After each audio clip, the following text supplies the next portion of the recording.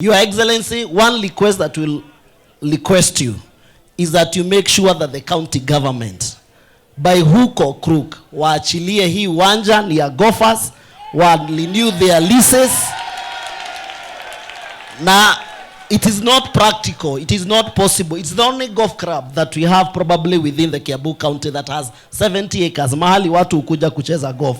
Kwa hivyo Your Excellency, tell the governor aache hiyo mchezo ya karata, ya pata potea, apatie hawa watu lisi yao na maisha iendelee. Asanteni sana. I'm grateful to be here today, this evening, just to take part in this particular wonderful event, just to make sure that one of us who has tried from what we call a bottom-up on this golfer sport has made a tremendous improvement in getting where he is.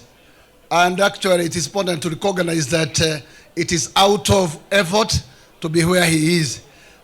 It is grateful to have young leaders who can be able to take this the part he is taking. I have listened to his testimony and he is doing a wonderful job, including training our young ones. That's a very wonderful position, and I wish him to continue and do more and more. I just want to emphasize that this particular ground is a ground that has made many to progress, and therefore I would wish to still hammer my voice and say, the governor, recognize that golfers is a good sport.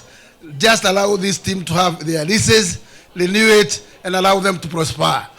Allow me to congratulate Mr. Karanga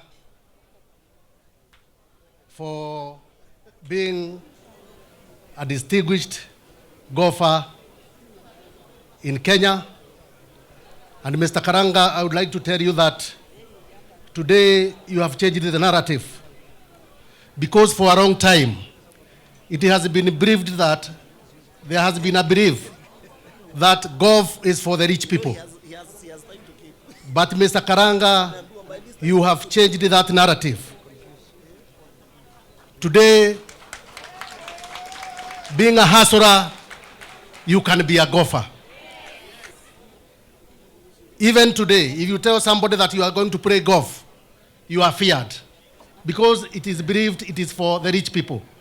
So, Mr. Karanga, congratulations for changing that narrative, and keep it up. We shall pray for you and support you.